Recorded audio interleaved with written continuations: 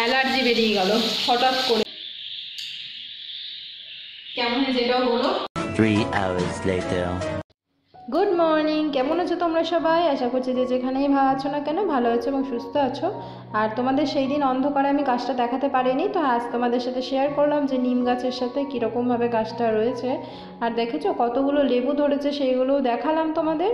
আর এই দেখো কি সুন্দর লাগছে না ফুলটা, আমার তো খুব ভালো লাগলো দেখতে। আর দেখো প্রচুর পরিমাণে লঙ্কা ধরেছে, দেখছো এইগুলো হলো আকাশি লঙ্কা বা সূর্যমুখী লঙ্কা বলে, তো উপরের দিকে তাকিয়ে থাকে তাই। আর এই দিকে তাকিয়ে নয়, উপরের দিকে মানে এরকম সোজা সোজা হয়ে থাকে তাই। আর বেগুন দেখো কত বড় বড় বেগুন ধরেছে। আজকে দিনের বেলায় ভিডিওটা তোমাদের সাথে সামনে দেখাতে পেরেছি, এটাই অনেক। মানে হয়তো নিচে নামা হয় না সেরকমভাবে। আর দেখো এইটা মনে হয় রেড লিলি, এত সুন্দর ফুলগুলো, এত সাইজে বড় বড়, খুব সুন্দর লাগছে। আর এই দেখো বাড়ির চারপাশটা তোমাদের দেখাচ্ছি, পুরো বাড়িতে কিন্তু গাছপালাতে ভর্তি, পুরো বাড়িতে গাছে ভর্তি, মানে পুরো মানে প্লান্ট আর প্লান্ট, ইনডোর প্লান্ট।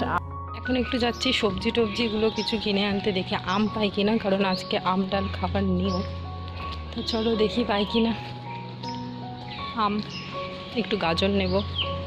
তো চলো, তো আমি তো চলে এসেছি বাড়ি অনেকক্ষণ আগে। আর ব্রেকফাস্টে বানিয়ে নিয়েছিলাম হচ্ছে সুজির উপমা, তো সেটা আমি আর দেখাতে পারিনি, মানে ভুলে গিয়েছিলাম।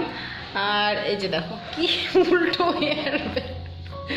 আর ওর বাবার সাথে কিন্তু স্নান করে নিয়েছে, ওর বাবা চলেও গিয়েছে অফিসে।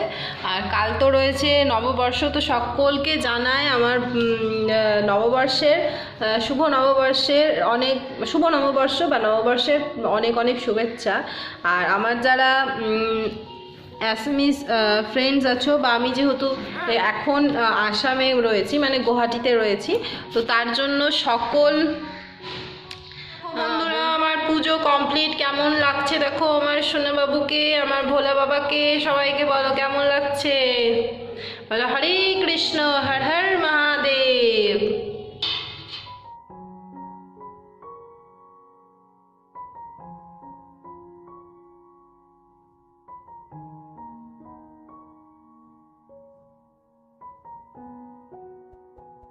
আমার অ্যালার্জি বেরিয়ে গেল হঠাৎ করে, জান না কেন কি হলো, অ্যালার্জি বেরিয়ে গেল গোটা গায়ে, দেখাচ্ছি দাঁড়াও তোমাদের।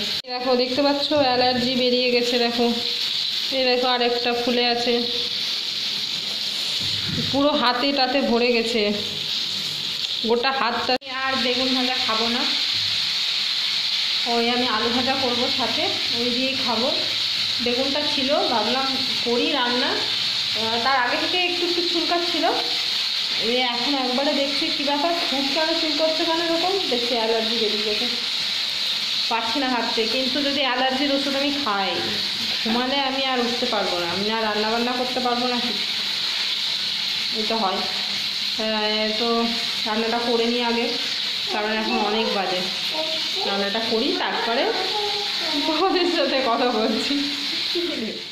আর যে আমরা চালটা নিয়ে এসেছিলাম বাসমতি রাইস, তো দোকানদার আমাদের ঠকায়নি, যাই হোক ভাতটা গরম আছে ভীষণ, তো আমি দেখাতে পারছি না, নয়তো একদম। আর চালটা আগে থেকে ধুয়ে রেখে দিলে একবারে সুন্দর মানে ভাতটা হয়। আর একবারে মানে আমার এটা তৈরি করতে মানে 90% করে নিয়ে তারপরে ফ্যানটা ঝরিয়ে নিয়ে এরকম ভাপে ভাপে কিন্তু ভাতটা একদম হয়ে যায়, আর একদম লম্বা লম্বা দানা চাল।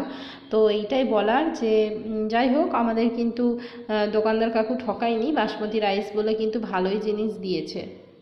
আমার রাইসোনা যখন খাওয়া দাওয়া করবে, তুমি খাওয়া দাওয়া করবে।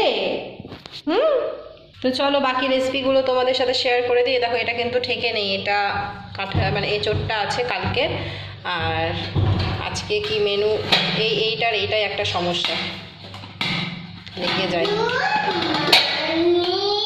এই যে দেখো আলু ভাজা, বেগুন ভাজা, আর এই যে এখানে হলো কলাইয়ের ডাল। আর বিকেলবেলায় একটু বেরিয়েছিলাম আর কি পার্লারের উদ্দেশ্যে যাব বলে, তো সে তো বিহুর জন্য বন্ধ ছিল। তারপরে মাঝ রাস্তায় দেখি আমার হাজব্যান্ডের সাথে দেখা, আমার উনির সাথে দেখা, তো ও এই যে জিলিপিটা নিয়েছে, এটা নর্মাল জিলিপি দোকান থেকে নেওয়া, নর্মাল মিষ্টির দোকান থেকে নেওয়া। আর যেটা তোমাদের দেখালাম গোবিন্দামের মিষ্টি হচ্ছে মানে যাকে বলে দারুণ দারুণ খেতে গোবিন্দামের মিষ্টি। তো এই জিলিপিটাও ঠাকুরকে দিয়ে দেব, যখন নিয়ে এসেছি দুটোই ঠাকুরকে ভোগ দেব। আর এই হচ্ছে এই যে লাড্ডু নিয়েছি, এইটা হচ্ছে নববর্ষের জন্য নেওয়া। তো লাড্ডুগুলো পুরো কিন্তু ঘিয়ের তৈরি, পুরো মানে বুন্দিগুলোও কিন্তু ঘিয়ে ভাজা, এক একটা পিস মিষ্টির 18 টাকা করে। আর গুয়াহাটির মধ্যে মানে গোবিন্দাম মিষ্টির দোকান মানে সব থেকে সুন্দর, সব মানে দারুণ মিষ্টি বানায়, সবসময় দোকানটাতে ভিড় থাকে। তো প্রাইসটা ম্যাটার করে না, খেতে ভালো হলেই কিন্তু মানে প্রাইসটা কিছু মনে হয় না। তো আর এই যে এখন দেখো আমি জিলিপি দিয়ে দিয়েছি, আর একে দেখো এই কিন্তু নাচছে কেন বলো তো, জিলিপিটা আর কি ঠাকুর পেলে ও তারপরে ও পাবে প্রসাদ, তার জন্য।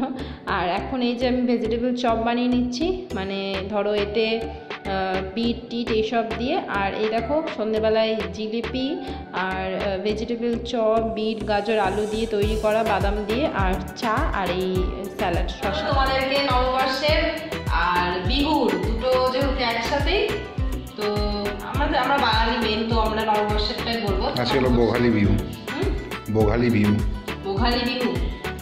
তো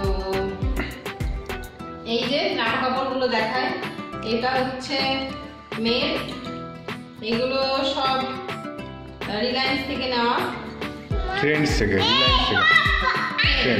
এই যে আমার বড়মশাই ক্যামেরাটা করে দিচ্ছে। আচ্ছা সরো ফোনটা ধরেছে। তো এগুলো সব এই যে রিলায়েন্স না, বাটারফ্লাই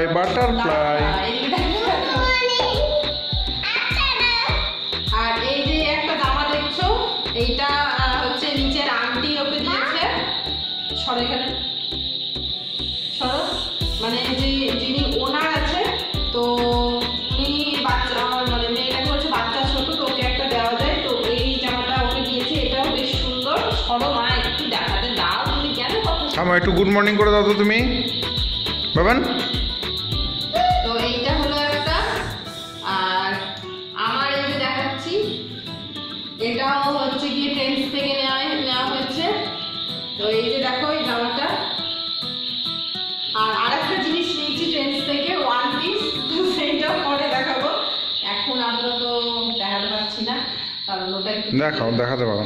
দেখাবো, ঠিক আছে চলো তাহলে। দেখাতে বললো তার মানে দেখাই, চলো। তো এই কুর্তিটা কেমন হয়েছে সেটা বলো। হ্যাঁ, কুর্তিটা কিন্তু বেশ সুন্দর, আমার কালারটা আমাকে একদিন পছন্দ করে দিয়েছে, ভালোই তা দিখাতে। তো ওয়ান পিসটা নিয়ে এলাম, চলো দেখাই। এই যে একটা ওয়ান পিস আপাতত কেনা হয়েছে, কেমন হয়েছে এটাও বলো। এটা আমার বড় আমাকে পছন্দ, বড় মশাই আমাকে পছন্দ করে দিয়েছে। আর কি আছে এই ব্যাগে? এই ব্যাগে আর কিছু নাই, আমার বড় আমার মানে হাজবেন্ড পরে নিয়েছে জামা, ঠিক আছে। তার ছবি দিবে নাকি? হ্যাঁ, ছবিটা দিয়ে দিব, পরে নিয়েছে ও জামাটা যেহেতু। আর আরেকটা দেখো, এটাও দেখিয়ে দিই ভাবলাম, এটাও নতুন। তো এই যে একটা নতুন টপ, এটাও কিনেছি। এই যে কি লেখা আছে ওই টপটাতে? কি জানি, মূর্খ সুর্খ মানুষ, ইংরেজি পড়তে পারি না।